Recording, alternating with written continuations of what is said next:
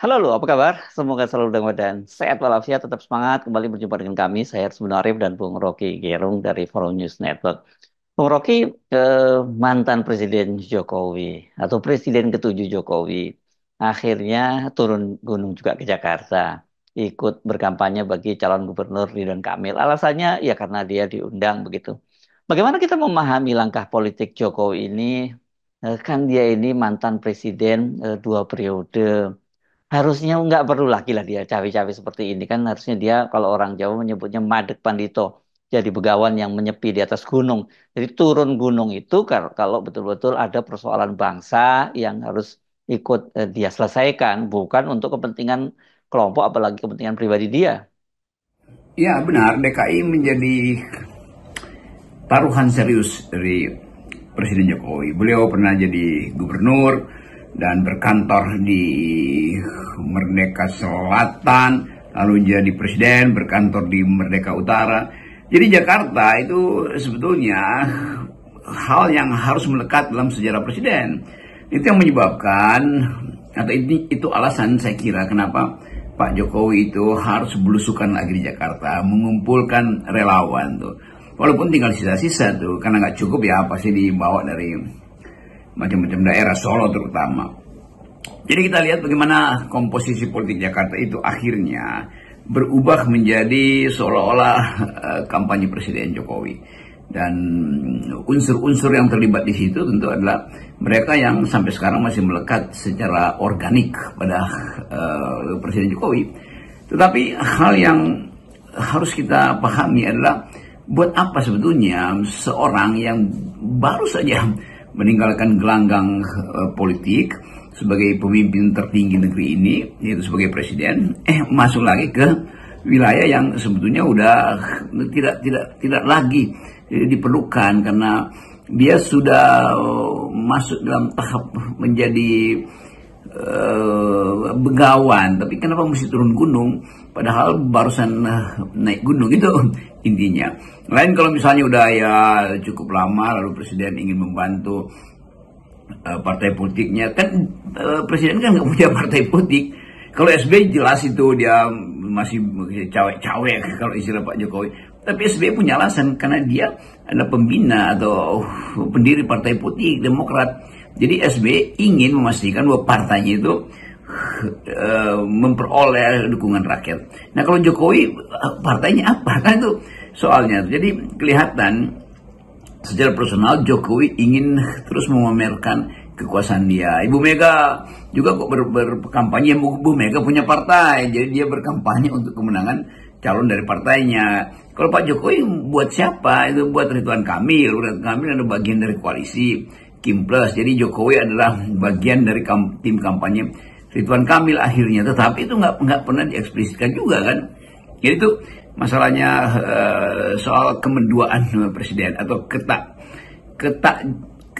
sebut aja ketidakjelasan posisi presiden di dalam kampanye di Jakarta. Perilaku politik Jokowi ini, kendati secara aturan tidak ada yang salah ya, namanya mantan presiden ya boleh-boleh aja gitu. Kan dia berkampanye. Tapi kan secara etika ini jadi persoalan yang serius gitu ya. Bisa kita pastikan setelah dari Jakarta, ini Jokowi juga akan ke Medan. Di sana mana ada menantunya yang berlaga, pasti Jokowi akan berkepentingan bahkan all out untuk mensukseskan menantunya ini. Ya bahkan kalau Pak Prabowo yang berkampanye masih masuk akal karena Prabowo ingin calon dari Gerindra itu terpilih walaupun secara etik itu ya tidak diperlukan karena beliau berkedudukan sebagai presiden. Prabowo adalah presiden seluruh rakyat Indonesia, maka harusnya tidak ikut di dalam kampanye. Tapi oke, itu mungkin semacam exception bahwa Prabowo juga merasa ini adalah bagian dari kepentingan koalisi itu, karena itu mesti ikut mendorong kemenangan Ridwan Kamil misalnya. Tapi itu nanti jadi problem karena akhirnya semua caleg atau semua kandidat yang disponsor oleh Kim Plus mesti ada tokoh-tokoh Kim Plus di situ, ya itu nggak ada soal. Tetapi kalau presiden kan dia mengganggu agenda negara atau menteri juga mengganggu agenda negara tuh. Jadi biarkan saja mereka yang bersaing di situ diurus oleh lokal pemenangan masing-masing kan. Jadi kalau Presiden Jokowi masih hadir di Jawa Tengah, hadir di Jakarta, pasti sebentar lagi hadir di Medan, lalu hadir lagi di Jawa Timur, itu menunjukkan betapa cemasnya Presiden dengan keadaan politik. Padahal ini cuma soal kecil aja, itu kan udah disiapkan isu-isu lokal, tapi nanti kurang lengkap kalau Jokowi sebagai figur itu tidak hadir untuk membela siapa yang di Medan itu, Blok Medan, anak Medan, membela Bobi Nasution. Itu juga menunjukkan ketidakmatangan Pak Jokowi itu. Demikian dengan tempat-tempat yang lain juga akan minta Pak Jokowi datang. Lalu Jokowi beredar lagi di dalam politik nasional, terutama di pilkada-pilkada, tanpa satu portofolio yang jelas. Sebagai apa sebetulnya kan? Sebagai tim pendukung, sama seperti di Jakarta. Nanti istilahnya kalau diundang maka saya akan datang membantu Ridwan Kamil. Padahal sebetulnya dari awal Jokowi ingin hadir di situ untuk jadi tokoh sentral sebagai vote getter kan. Munafiknya di situ tuh. Jadi bilang aja bahwa saya Joko Widodo, mantan presiden, menginginkan Ridwan Kamil jadi gubernur DKI karena dia yang paham tentang ibu kota, dia yang mampu untuk membersihkan sungai-sungai yang penuh dengan MCK. Itu mestinya begitu ucapannya tuh, walaupun orang tahu ya Ridwan Kamil diimpor sebetulnya hanya karena tukar nama politik dengan Golkar di Jawa Barat.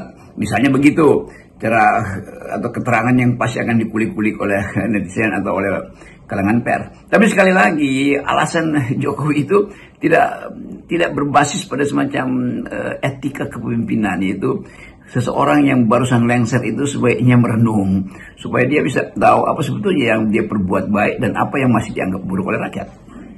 Yang menarik ini posisi PKS kan ini apa ya, ini kaitannya dengan Jokowi ini kan sangat jelas ya, karena kehadiran Jokowi ini buat PKS itu akan menjadi dilema. Dari sisi Pilkada Jakarta, kehadiran Jokowi itu sangat dibutuhkan oleh Ridwan Kamil. Tapi dari sisi konstituen PKS, jelas Jokowi ini figur yang tidak diinginkan. Ini nantinya mungkin ada pendukung-pendukung ini pendukungnya PKS yang karena melihat di sana PDIP, mereka akan lebih balik lagi ke PKS. Tapi begitu lihat Jokowi ya menjauh lagi gitu. Karena banyak sekali kan pendukung-pendukung PKS itu, konstituennya atau simpatisannya itu, ya mereka mendukung PKS ini karena posisinya berseberangan dengan Jokowi. Ya tentu pertanyaannya, apakah PKS membutuhkan dukungan Jokowi di DKI? Ya jawabannya secara taktis iya pasti, karena PKS calon Ridwan Kamil dicalonkan oleh Kim Plus, di dalamnya ada PKS dan wakil gubernurnya adalah kader PKS. Jadi PKS punya kepentingan taktis untuk memenangkan DKI. Tetapi kepentingan strategisnya apa? Bukan ke PKS menganggap dari awal bahwa Jokowi itu semacam penghalang dari politik atau ideologi politik PKS. Kan itu yang mesti dipikirkan. Jadi partai yang tumbuh secara ideologis mestinya konsisten di dalam garis ideologis. Kan PKS bukan partai pragmatis tuh. Nah itu yang saya kira kritik saya pada teman-teman PKS, bahwa rakyat akan melihat seperti secara samar-samar PKS akhirnya tumbuh jadi partai pragmatis. Dan itu yang akan jadi komponen penggerus elektabilitas atau penggerus suara pasangan Ridwan Kamil dan calon PKS ini kan. Jadi sebetulnya kita mau lihat aja, saya mau lihat itu melalui perspektif kelurusan ideologi. Dan kelurusan ideologi kalau dia bengkok itu bisa berakibat ketidaklulusan PKS di Jakarta. Artinya Ridwan Kamil dibatalkan, atau bukan dibatalkan, maksudnya kalah dalam persaingan dengan Pramono Anung. Sementara Pramono Anung dan Rano Karno itu udah jadi semacam figur tentang Jakarta yang kosmopolit, Jakarta yang plural, Jakarta yang bahkan sekuler mungkin. Jadi dua doktrin itu akan dihidupkan di dalam kampanye nanti tuh. Anies akhirnya memilih untuk bergabung dengan atau mendukung pasangan Pramono dan Rano Karno. Itu penanda juga bahwa wilayah sekuler itu mendapat tambahan suara dari Anies yang tadinya dianggap sebagai wilayah ideologis Islam politik, kan itu dasarnya. Jadi bayangin anak Abah bergabung dengan Sidul, bergabung dengan PDIP dan bergabung dengan Ahoker itu secara sosiologis itu betul-betul kuat. Bukan sekedar mayoritas, tapi penanda bahwa kota Jakarta itu tumbuh di dalam kultur yang kosmopolit. Itu intinya tuh. Jadi kita mau lihat sebetulnya agenda-agenda ideologi itu dijadikan alasan atau dijadikan pembeda di dalam kampanye nanti kan. Jadi jelas kampanye Pramono Anung dan Ridwan Kamil harusnya berbeda secara ideologis karena sifat dukungan yang membuat PDIP lebih firm karena bahkan sendirian, sementara Ridwan Kamil dan PKS itu bercampur di situ karena Kimpres itu adalah campuran dari berbagai macam kepentingan, bukan campuran ideologi tapi berbagai kepentingan tuh yang bisa berseberangan dan bisa menghasilkan penjumlahan yang negatif. Maksudnya resultante dari penjumlahan itu jadi minus justru karena saing bersaing. Jadi sekali lagi kelihatan bahwa memang PKS terutama yang punya mesin kerja yang bagus di Jakarta tuh, tetapi dia sendirian karena sifat ideologisnya. Tetapi sekaligus orang akan lihat PKS kalau dia ideologis ngapain bergabung dengan Kimples yang di dalamnya banyak unsur sekuler. Jadi soal ideologi ini saya kira penting untuk dikembalikan pada pemikiran kita bahwa politik itu mesti ada basis ideologi. Oke lah, kalau soal PKS kita tinggal tunggu bagaimana posisi mereka pasca pilkada. Ya, ini kalau menang ya mungkin lumayan lah mereka dapat posisi sebagai wakil gubernur walaupun kita tahu namanya wakil ya. Kemudian kalau kalah ini yang berat ini ya. Kan ini sejauh ini saja kita terlihat bahwa secara politis dengan keputusannya bergabung ke Kimples itu PKS sangat dirugikan. Dia banyak ditinggalkan oleh para pendukung dan konstituennya. Nah, kalau analisis Anda ini, apakah kehadiran Jokowi di Jakarta ini menguntungkan atau merugikan? Ini kalau buat Ridwan Kamil. Ya tapi udah kita terima aja itu sebagai semacam pragmatisme dalam politik, dan pragmatisme itu justru diorganisir atau diorkestrasi oleh mantan Presiden Jokowi. Dan kita akan mulai menilai bahwa justru kehadiran Jokowi di Jakarta itu bikin mual politik Jakarta.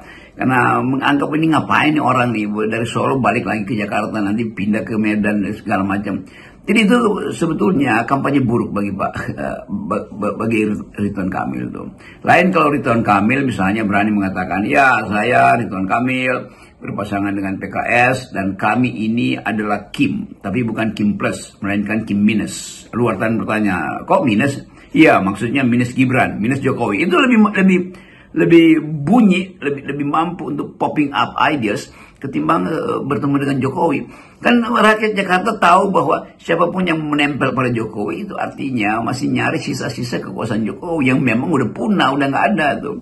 Kecuali dimanipulasi lagi lewat lembaga survei, dimanipulasi lagi lewat keterlibatan aparat. Tapi saya kira aparat udah tahu bahwa Jakarta itu berbahaya kalau ada keterlibatan atau perintah untuk melibatkan aparat itu, dan itu harusnya jadi pertimbangan atau jadi pikiran, harus jadi kematangan berpikir dari tim Ridwan Kamil ini. Saya anjurkan supaya masih ada hari Anda hentikan sensasi itu, karena nanti akan dianggap kalaupun Anda mulai melihat peluang untuk menang, ya tetap di ujungnya akan ada kampanye negatif pada Anda itu, bahwa Anda menang karena sensasi Jokowi, dan itu orang nggak percaya, itu artinya ada rekayasa. Juga kita mau selamatkan wajah Indonesia dari tatapan buruk luar negeri yang menganggap bahwa Jokowi itu nggak pernah punya poin di dalam politik. Dia hanya mau mengalirkan pragmatismenya ke semua lokasi politik yang menguntungkan dia. Jadi dia akan tidak diingat sebagai negarawan. Saya kira itu kalau saya bicara dengan diplomat asing atau wartawan asing, maksud saya itu terlihat begitu, atau analis asing itu dari Australia atau dari Amerika. Mereka melihat bagaimana Presiden Jokowi itu tidak punya kemampuan untuk menghasilkan semacam value dalam politik gitu. Jadi Jokowi tetap dianggap sebagai ya orang yang sekedar ingin berkuasa, bukan punya ide untuk mempertaruhkan nilai yang dia percaya itu. Jadi Presiden Jokowi akhirnya diingat lagi sebagai man of contradiction. Itu yang ditulis oleh analis Australia. Kita hanya bisa ucapkan sampai di situ dan berupaya untuk memantau dari dekat supaya Jakarta itu tidak jadi ladang tukar tambah politik baru yang memungkinkan kita kehilangan kepercayaan pada demokrasi dan kompetisi yang fair. Salam 0%. Yes, 0%. Salam Makassar.